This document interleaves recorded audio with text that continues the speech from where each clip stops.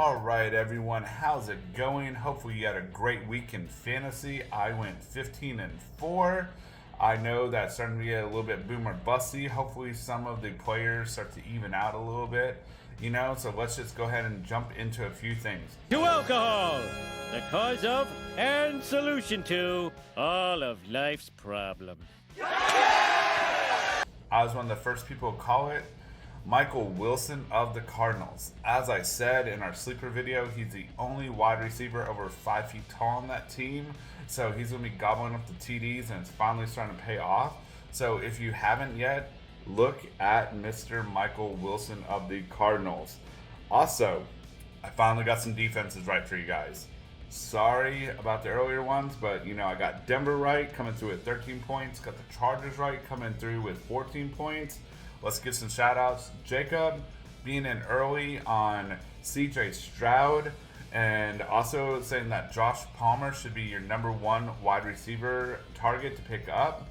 Jordan for his cut video of AJ Dillon. It's looking pretty accurate, so good job on you, Dylan, for coming through with AJ Dillon. And finally, Kevin for saying farewell to Kadarius Toney. I know he's someone that has that potential, but sometimes potential just is not enough. So, next, the things we did not get right. Jacob loving on his hometown Browns D. Being that homer, I get it, they look kind of good, but you know what? The Browns didn't come through this past week.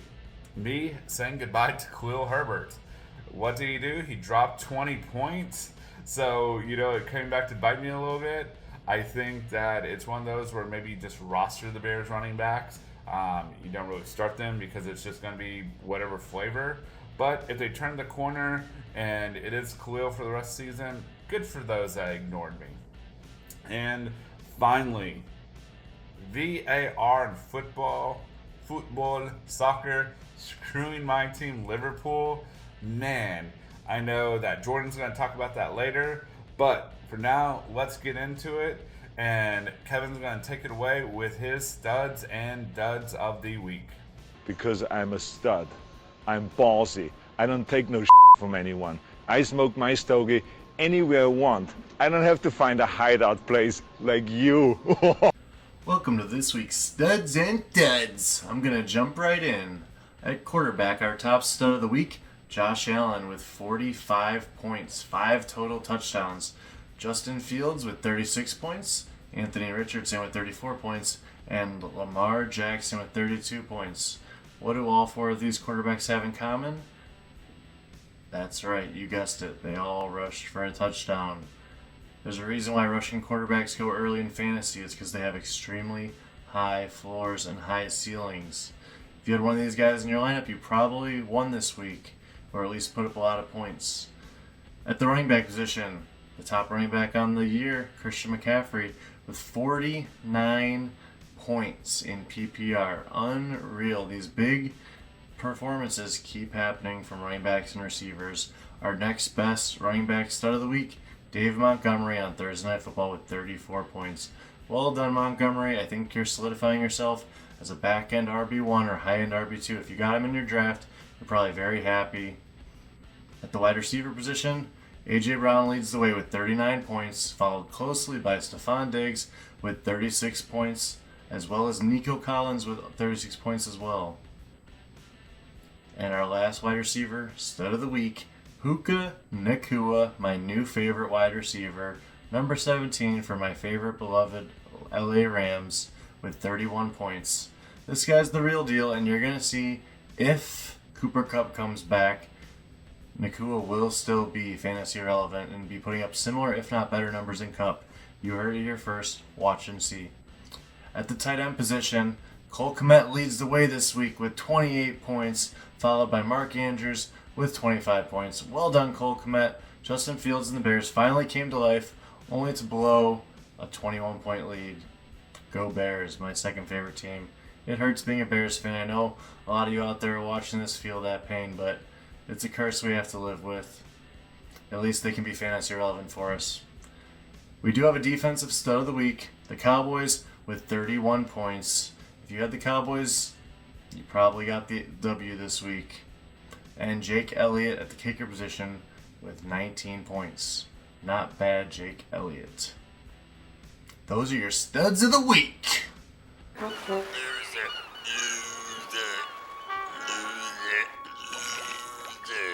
Hey, Kevin. Unfortunately, we do have to talk about the duds. They're really not worth our time or attention, but here we are anyways. At quarterback, our top dud of the week, none other than Joey B himself, Joe Burrow, with 5 points. Daniel Jones also dudded it up again with 9 points.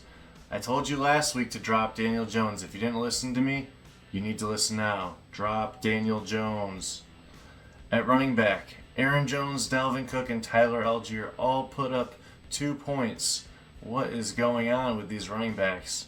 You're just not seeing consistency from the middle to late tier guys this year because there's too much passing going on. Once the game's out of hand, the team behind is not checking down to the running back as much. You're seeing a lot of downfield action and a lot of passing heavy attacks. However, we did have a lot of duds at the wide receiver position this week. Jordan Addison leading the way with a big, fat goose egg. Jordan Addison, you suck. Deebo Samuel, 1 point. Gotta say it, but Brandon Ayuk's better, and I think we're finally starting to see it. Chris Olave, 1 point, just an off week for him. Gotta keep locking and loading him. And Amari Cooper with only 2 points. The Browns did not look good.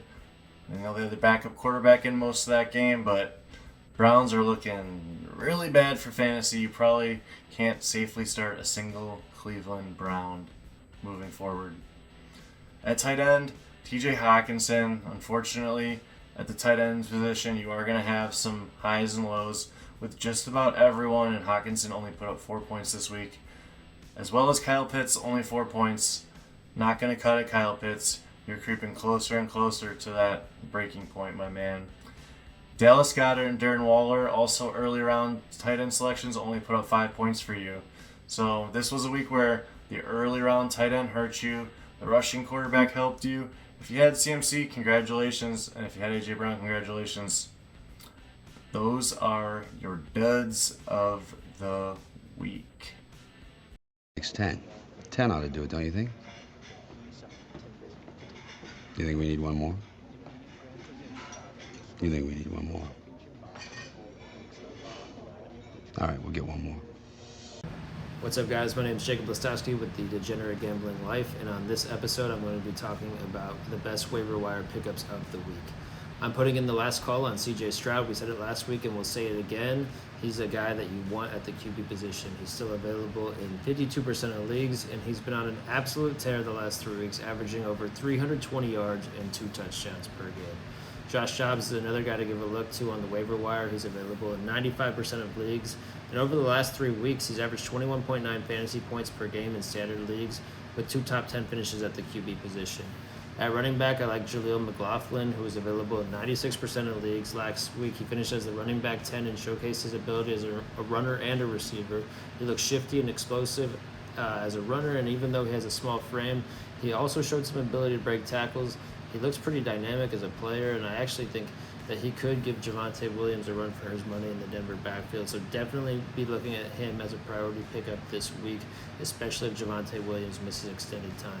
Also at running back, I like Ravens running back Keaton Mitchell as a potential stash on your roster in deeper leagues. He's coming off the PUP list this week, and he is very explosive as a running back. He was incredibly productive in college at Eastern Carolina, where he averaged 7.2 yards per carry last season. That's outrageous. He's the type of player who could really help you later down the line this season because he complements that Ravens offense so well. And if he carves out a nice role in that offense, he could be the type of guy that you want later in the season. Chuba Hubbard is another runner to keep an eye on this week. He wasn't very productive, but he did see 16 touches in the past week, and if he supplants Miles Sanders in this offense, he will be worth rostering and stashing for depth as you navigate bye weeks that are coming up. At wide receiver, I'm putting in the last call on Romeo Dubes. He's available in 46% of leagues and looks like the top option in the Packers passing attack. He has good chemistry with Jordan Love. In the last 2 weeks, he has averaged 12.5 targets and is the wide receiver 16 overall in fantasy. If he's available in your league, he should be your number 1 priority on the waiver wire.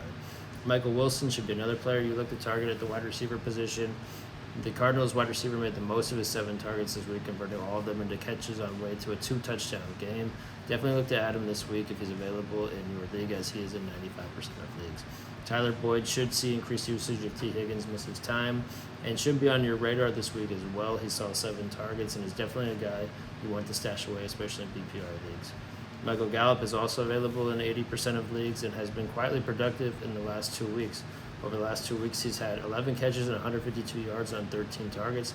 And he's definitely worth picking up if you need help at the wide receiver position. At tight end, you should be targeting Jake Ferguson this week. Ferguson has been the tight end 8 so far this season and has seen 7 targets in each of the past 2 weeks. He's emerging as the Cowboys' top tight end, which is a coveted role in fantasy football. Also at tight end, I like Jonnu Smith, who is available in 99% of leagues. He's averaging over 6 targets a game over the last 3 weeks as the tight end 11 overall this season. He might not sustain this production, but he is worth rostering if you need a tight end or need a bye week fill-in this week. And finally, a name I've called out before, but I will say it again, is Logan Thomas. He's been surprisingly productive at tight end in Eric Bieniemy's offensive system, and he's available in 94% of leagues and worth giving a look to. And now, it's that time again for that sad section. The players we thought we'd never let go. These are players that we're letting go of, or we might be just benching really hard at the end on the verge. These are players, again, we thought we'd never let go of. Come back! Come back!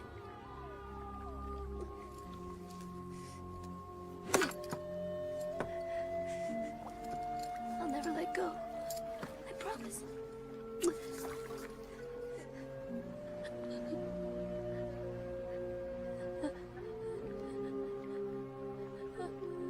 This week, I'm letting go Dalton Schultz. You were that late round tight end that I thought was going to come through. I thought you were going to be a target hog, get all the volume, but sadly, you're 4th or 5th on the receiving order in that underrated Houston Texans offense. I'm sorry, Dalton. I'm sorry. I gotta let you go. Javonte Williams. I'm sorry, but I gotta let you go.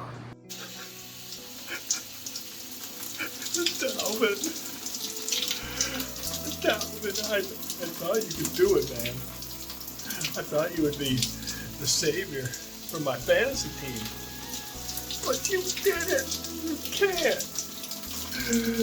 If anybody needs me, I'll be right here crying in the shower. Until Dalvin scores a touchdown, or I'm gonna have to drop him. Elijah Moore. Less of you on my rosters would be better. You're not even worth the tears, my man. Bye-bye. Ladies and gentlemen, can I please have your attention?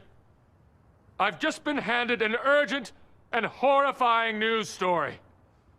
And I need all of you to stop what you're doing and listen. Cannonball!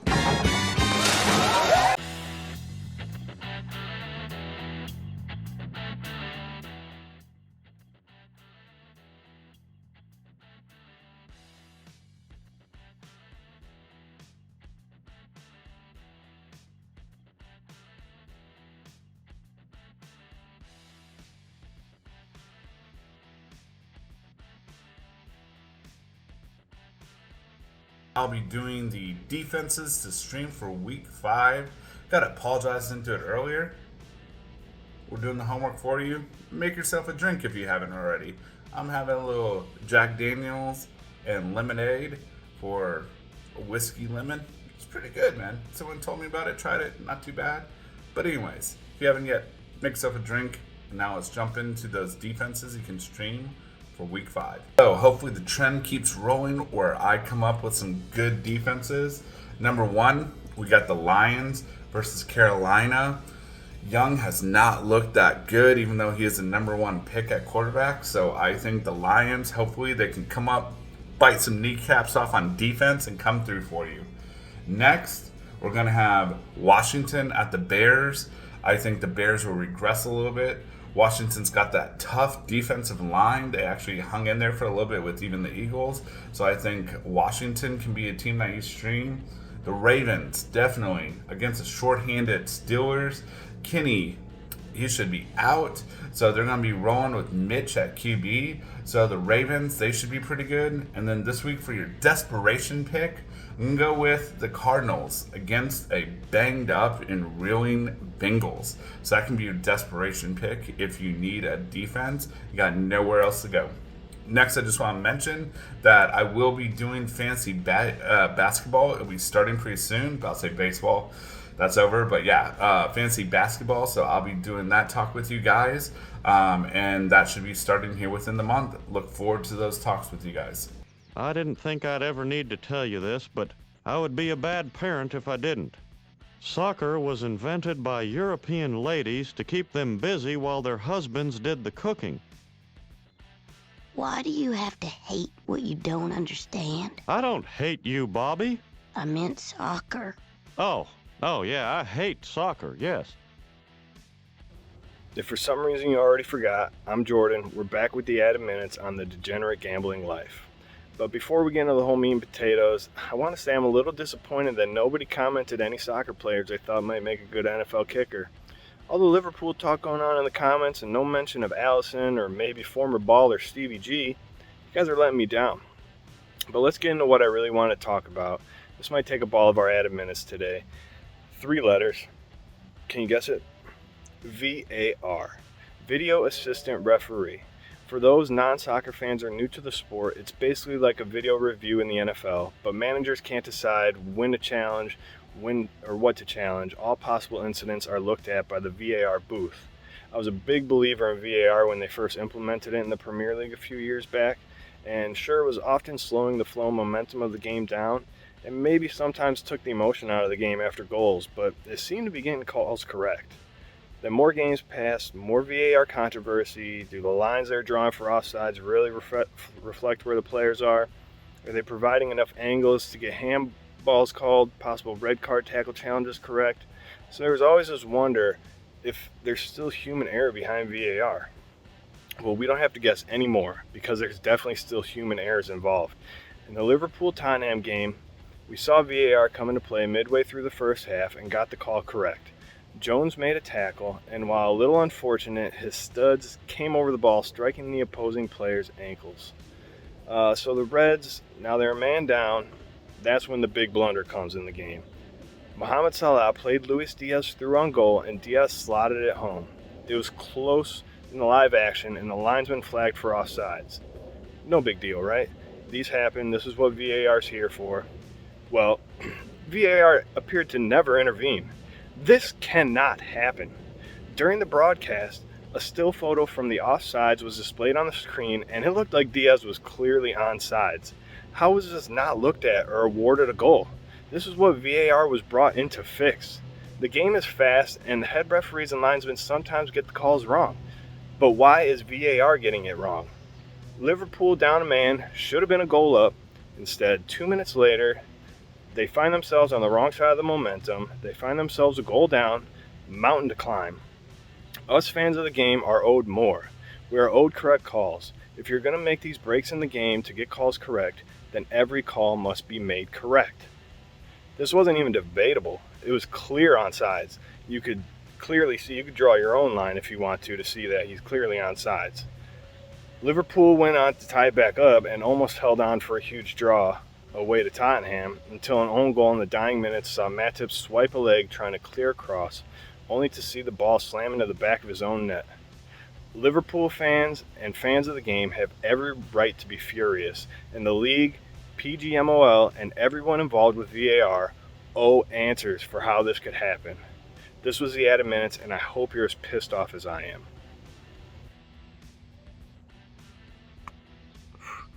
In case you were wondering what I was smoking in this video, I was smoking La Flor Dominicana Solis.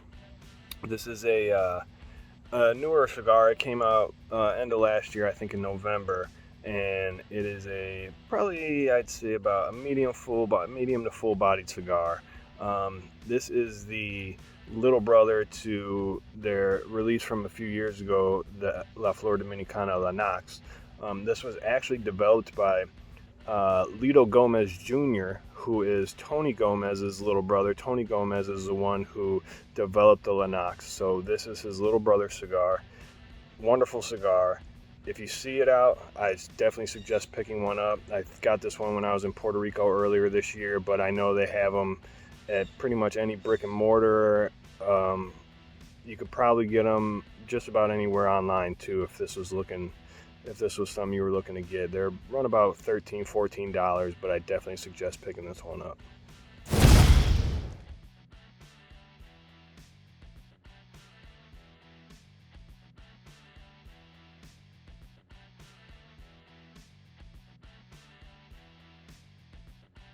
Finally going to go into a poker hand review. Again, it's so we all can learn. We're discussing stuff that we all kind of learned about on that 1-3 lower limit. So I'm playing 1-3 at the Sandina Casino in New Mexico. Now, for this hand, I'm in the small blind, and the way the action goes is the under a gun and middle position, they both limp. The villain who's in the hijack, he makes it 15. Now, a little bit about this, he's a maniac, but he's kind of a thinking maniac, so he's not just completely dumb to the game and being crazy. He does think a little bit. The cutoff and button, who are old man coffee types, they both fold. I look down at ace-jack offsuit in the small blind. I call the $15, and now the big blind, which is just the pure maniac, he makes it $40 to go. The under gun in middle position, they're both regs, they call. The original raiser, he calls, and I'm not liking my ace. I actually think about squeezing here because I got some decent blockers, but knowing this table and that it's just going to blow the pot up, make it bigger, and I'm pretty deep, I just go ahead and call the $40. And I check in the dark to kind of give me deception, and so I can check raise or something if I flop it really well. So the flop comes ace of spades, king of hearts, 3 of diamonds. In my opinion, that's pretty good flop because it kind of removes ace king. So it checks around to the villain who initially made the raise, and he makes it 45. I do like this flop, again, because there's an ace and king on it, so it makes it less likely someone has ace king, and I could have 2 pair here or a set. So I check raise and make 187 and folds to everyone but the original villain, and he thinks and thinks. He really goes into a tank, and based on the fact that, like I said, he's actually a thinking maniac, I do put him on a decent ace. He was the original person that raised the 15, and he does find the call. The fact that he made the call after thinking so long, I really didn't like that. So I check in the dark again, hoping maybe that mess with him and let him, check it to me if it doesn't come a card that he likes. And the turn is a 6 of diamonds. At first I think it's pretty safe. And he again thinks and thinks, and he makes it 275, leaves him, 100-ish behind. So in essence, he's all in, and now that puts me into the tank. And I'm thinking, maybe he does have the 2 pair, but, he didn't. I really didn't think he would be thinking too much. With that, I was really thinking ace queen. I don't know why I came to that conclusion of ace queen. I'm just really narrowed in on that. Because again, like I said, he was kind of a thinking maniac, and I knew he had to have a decent ace, and so kind of mumble, I'm like, well, it's either all in or fold, and eventually I find the fold. And this is where I probably should have found the call, because again, ace queen's the only other hand I really, and there's only so many variations of that with an ace on the board and an ace in my hand. So I found the fold, and I flip it over ace jack, just trying to show the table and also for the vlog and stuff, and get that. And everyone starts kind of needling him, saying, oh, show the hand, show the bluff. And he gets in, and he flipped over ace 10 offsuit. So he did have a decent ace. He just had the heart to make the bets, and that's where I again kind of just remembered player types, and I should have known that his player type is going to fire away, and I should have done that all in and gone to the river with the fact he would have had roughly 6% to catch me, and I probably double up. And so that was a really bad fold on my part. Those are things I'm trying to learn and get better at. And so, comment, tell me what you would have done, what you think the mistakes were I made in that hand. Also, just reminder, we'll be in Las Vegas for the When We Were Young Festival. I'll be playing poker there October 19th and 20th. I'll probably be at the Mandolin Bay, New Orleans, Caesars, South Point, maybe a couple others. Let me know. I'll definitely tell you when I'm there. If you haven't yet, please like, comment, subscribe, share. Look forward to growing the channel and comments from you guys, and we'll move on to volume 11.